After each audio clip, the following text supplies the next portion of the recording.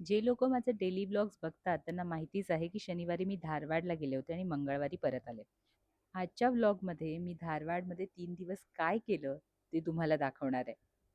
तुम्ही जर चॅनलला नवीन असाल तर लगेचच सबस्क्राईब करा.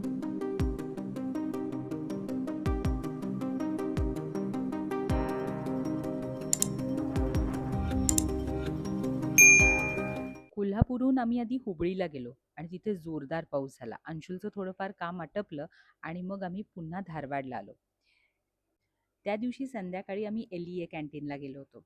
हे 75 वर्ष जुनं कॅन्टीन आहे. याचा व्हिडिओ आपल्या वेज ऑथेंटिक चॅनलला आलेला आहे. इथले सगळेच पदार्थ मस्त होते.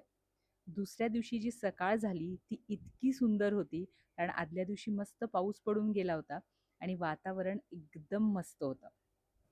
मला धारवाड आणि बेळगाव खूप आवडतं. तुम्हाला पण आवडतं का? सकाळी गीता दीदीने नाश्त्यासाठी अंशुलसाठी खास दुधातला शिरा बनवला होता. नंतर त्यांच्या बागेमध्ये जाऊन मी काही फुलं काढली. इथे प्रत्येक घरामध्ये आपल्याला अशी फुलांची झाडं दिसतात.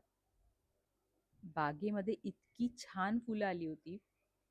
मोगऱ्याची फुलं तर छान मोठी होती. सकाळी देवासाठी फुलं काढणं हे माझं आवडतं काम आहे. आणि त्यात बागेमध्ये अशी मस्त वेगवेगळी फुलं असतील तर काढायला मजा येते, नाही का? तुम्ही कधी जास्वंदीच्या फुलाचं सरबत प्यायलात का? याचा व्हिडिओ आपल्या वेज ऑथेंटिक चॅनलला आहे. तुम्हाला हवा असेल तर सांगा. गीता दीदींना फुलं दिली आणि दुपारी आम्ही जेवणासाठी लिंगायत खानावळला गेलो होतो. याचा व्हिडिओ आपल्या वेज ऑथेंटिक चॅनलला येणार आहे. धारवाडमध्ये जर तुम्हाला सिल्क साड्या घ्यायच्या असतील तर हे दुकान बेस्ट आहे, कांचन. आणि जर धारवाडी पेढा घ्यायचा असेल तर हा पेढा सगळ्यात प्रसिद्ध आहे, बाबूसिंग पेढा. तिथे जवळच हे हनुमानाचं मंदिर आहे. कर्नाटकातील मंदिरं पण किती सुंदर असतात बघा. आणि इथले रस्ते याहूनही सुंदर. धारवाडमधील हा रोड मला खूप आवडला. 3 दिवस फुल धारवाड एक्सप्लोअर केलं. संध्याकाळी जेवणासाठी पुन्हा बाहेर गेलो. सकाळी मस्त नाश्त्यासाठी तांदळाची दशमी, झुणका आणि मुटकीचं सूप बनवलं. मस्त झालं होतं.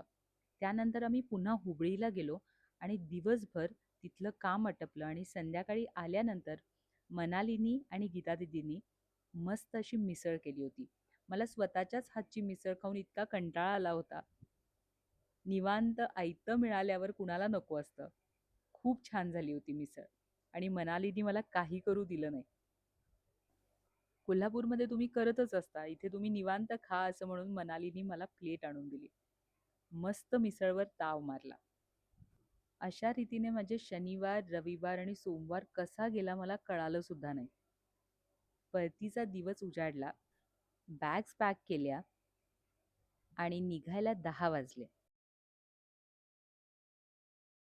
स्तवनिधीला दर्शन घेतलं आणि मग कोल्हापूरला परत आलो. मला बऱ्याच जणांनी सांगितलं होतं की फुल ब्लॉग पोस्ट करत जा. हा माझा पहिला प्रयत्न. तुम्हाला आवडले असतील तर मला कमेंट बॉक्समध्ये सांगा. मी नेहमी ब्लॉग बनवीन.